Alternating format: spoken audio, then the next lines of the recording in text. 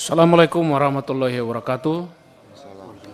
Shalom, Om Swastiastu, Namo Buddhaya, salam kebajikan, salam hormat, salam presisi, selamat pagi,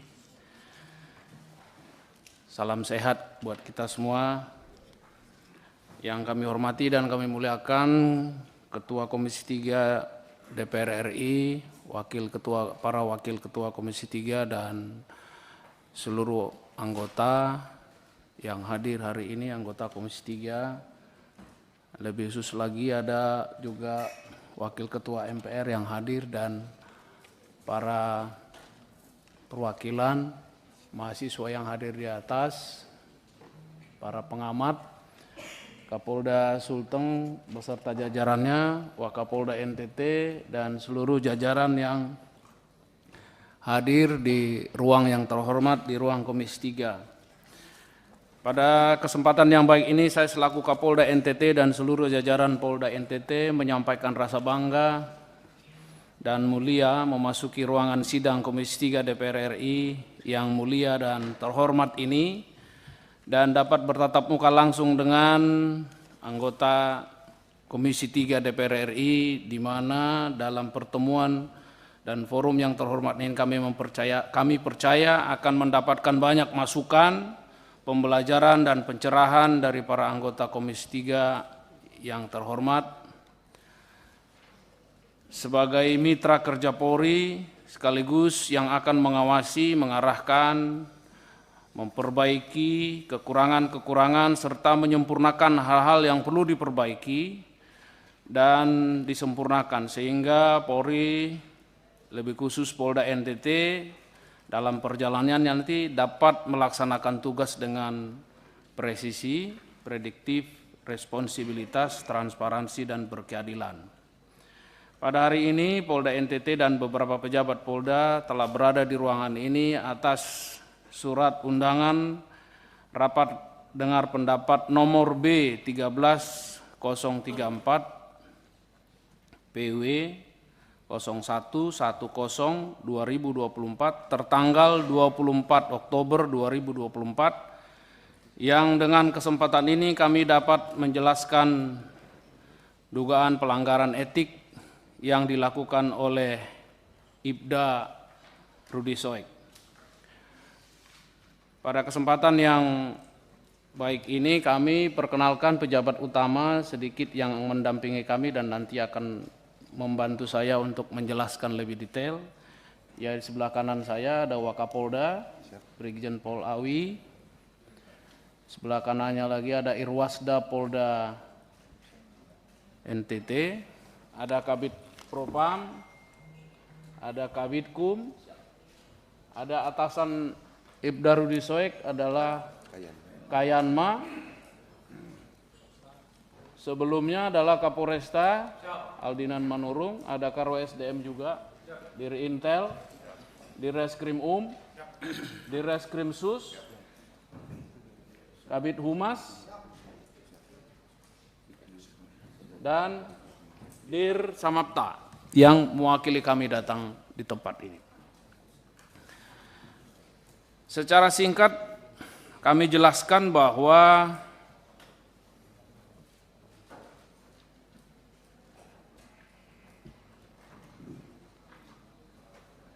kejadian yang terjadi menimpa ataupun yang dilaksanakan oleh salah satu anggota kami, Ibda Rudi Soek. Sebelumnya kami tidak tahu Ibda Rudi Soek ini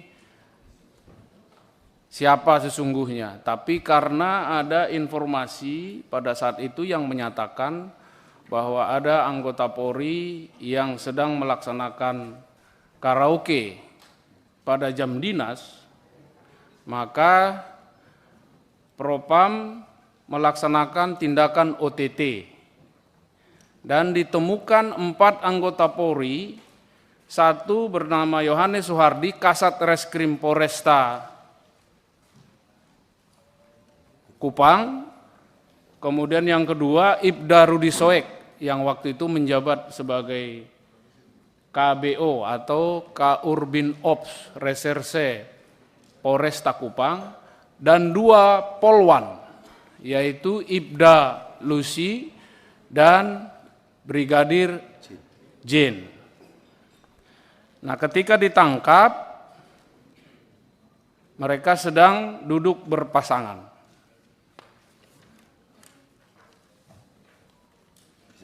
Melaksanakan hiburan, kemudian minum minuman beralkohol. Nah, atas peristiwa ini, maka Kabid Propam melaporkan kepada Kapolda secara dengan informasi khusus, sehingga saya mendisposisi untuk dilakukan proses secara hukum. Pada tahap selanjutnya dilakukan pemeriksaan dan pemberkasan, pemeriksaan saksi-saksi dan pemberkasan sampai kepada peradilan kode etik, karena lingkup yang dilakukan oleh para terduga pelanggar ini adalah lingkup etik. Setelah dilakukan pemeriksaan dan pemberkasan, 3 orang disidangkan menerima putusan sidang, yaitu penempatan meminta maaf kepada institusi dan penempatan khusus di tempat khusus selama 7 hari. 3 orang dilaksanakan penghukuman dan diterima, tapi 1 orang atas nama Ibda Rudi Soek tidak menerima, memberikan keberatan dan meminta banding. Setelah dilakukan sidang banding, Hakim banding mempertimbangkan bahwa alasan-alasan dalam memori banding yang diberikan itu menyimpang dari apa yang dipersangkakan. Dan pada saat sidang banding, menurut hakimnya, bahwa yang bersangkutan tidak kooperatif dan seluruh membantah atas apa yang dilakukan tindakan OTT oleh anggota Propam. Sehingga dijatuhkan putusan memberatkan dan menambah putusan sebelumnya. Putusan sebelumnya kami perlu sampaikan, yaitu meminta maaf, kemudian perbuatan ini merupakan perbuatan celah dan penempatan pada tempat khusus selama 14 hari dan demosi selama 3 tahun. Itu hukuman pertama yang diberikan. Tetapi beliau tidak menerima, Ibda Rudi Soek tidak menerima dan menyatakan banding, sehingga dalam banding didalami sejujurnya bahwa inisiatif, ide, kemudian otak di belakang semua pelaksanaan mereka berkaraoke ini adalah Ibda Rudi Soek, dan itu semua dibantah. Oleh karena itu diputuskan ditambah hukumannya. 1 saja hukumannya ditambah, yaitu demosi dari 3 tahun menjadi 5 tahun. Dan patsusnya menjadi 14 hari. Dan setelah itu terus berlanjut. Ibda Rudi Soek setelah dilakukan OTT di tempat karaoke ini, Ibda Rudi Soek sengaja membuat kondisi dan situasi yang melakukan penangkapan terhadap orang yang diduga pelaku BBM. Jadi pagi tertangkap, sore langsung membuat surat perintah mengajukan kepada Kapolres yang inisiatif sendiri mengajukan kepada Kapolres surat perintah penyelidikan terhadap mafia BBM. Nah, menjadi lucu dalam penelitian para hakim dan pemeriksa bahwa tindakan yang dilakukan oleh Ibda Rudi Soek ini hanya untuk memframing bahwa dia tidak bersalah dan selalu mengakui bahwa tindakan yang di karaoke ini adalah dalam rangka anef kasus BBM. Kemudian selalu mengatakan bahwa karaoke ini adalah tempat safe house mereka gitu. untuk rapat. Tetapi pemeriksa dan hakim disiplin tidak bisa membuktikan itu, dan justru sebaliknya informasi berdasarkan pemeriksaan semua saksi-saksi termasuk pegawai karaoke, manajer karaoke, dan Kasat Reskrim yang hadir, yang pada saat itu hadir, dan 3 polwan ini. Dan mereka disidangkan secara terpisah, secara split, perkaranya di split. Selama berlangsungnya pemeriksaan ini terus, terduga pelanggar Rudy Soek ada dalam pengawasan. Pada saat dilakukan pemeriksaan ini, ternyata Ibda Rudy Soek ini memfitnah juga anggota Propam yang menangani perkara ini. Mengatakan bahwa anggota Propam inilah yang menerima setoran dari pelaku BBM. Nah, anggota Propam ini juga tidak menerima dan membuat laporan polisi, mengadukan Ibda Rudy Soek, dan itu diproses juga. Setelah diproses, disidangkan bahwa Ibda Rudy Soek juga tidak mengakui menyebutkan itu, tapi itu ada rekamannya. Dan akhirnya didisiplinkan dengan hukumannya adalah perbuatan itu perbuatan tercela. Kemudian selanjutnya pada tahap pemeriksaan selanjutnya ditemukan, karena Propam waktu itu akan melanjutkan pemeriksaan perkara ini, ditemukan bahwa Ibda Rudy Soek meninggalkan tugas, tidak berada di Kupang. Ternyata setelah dicek, Ibda Rudy Soek ada di Jakarta, dan itu bisa dibuktikan oleh pemeriksa dengan mengambil manifest pesawat Citylink yang terbang ke Jakarta pada tanggal itu, dan potongan tiket bisa didapatkan. Dan setelah disidangkan, Ibda Rudy Soek juga tidak mengakui ini, menyangkal juga, saya tidak pernah ke Jakarta. Disidangkan dan dihukum. Selanjutnya, kasus yang dilakukan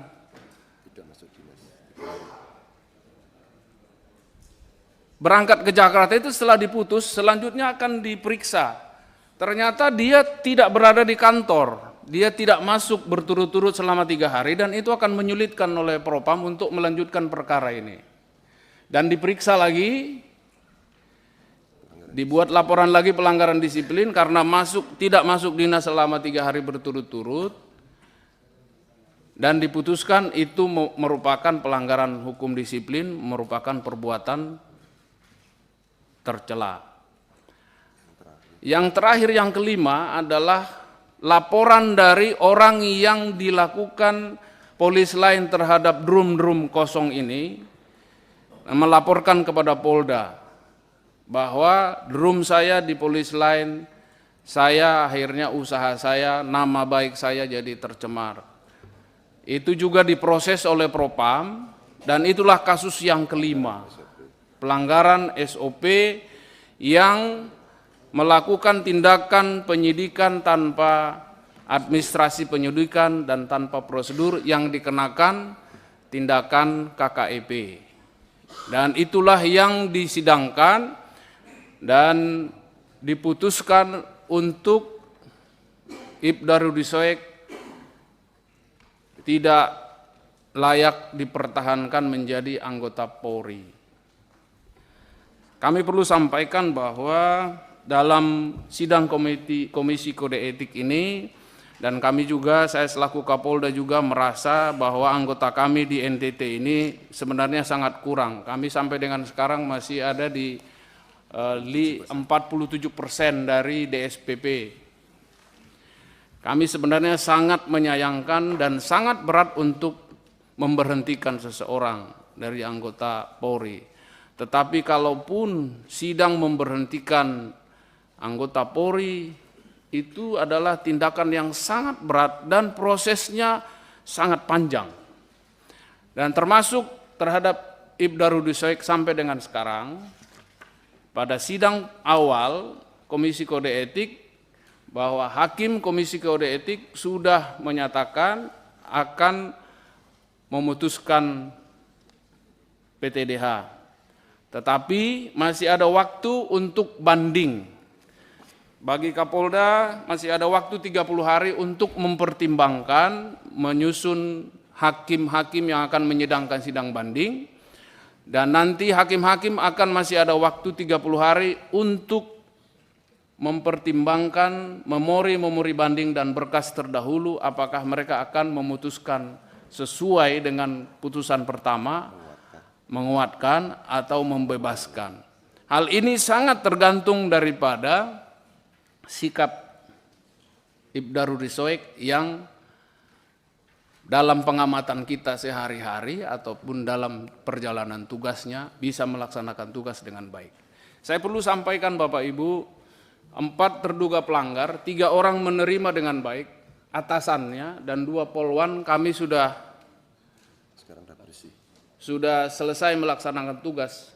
Dan 4-empatnya mereka sama-sama dihukum, tapi yang satu tidak menerima dan selalu membantah, selalu menganulir dan selalu beralasan berdalih dengan membuat framing di publik bahwa Ibda Rudi Soek sedang membongkar mafia BBM, pejuang TPPO dan sebagai macam. Kami hadirkan di sini Dirkrim Dirkrim Sus yang pernah menjadi atasannya, dan kami hadirkan di sini anggota-anggota kami yang senior, yang 30 tahun berdinas di Polda NTT, yang tahu persis siapa Ibda Rudi Soek. Termasuk atasannya Kasat Reskrim yang sama-sama ikut OTT, yang di OTT, mengakui bahwa itu perbuatan salah. Tetapi Ibda Rudi Soek sama sekali melawan, bahkan dengan sebutan siapapun akan saya lawan, termasuk Tuhan.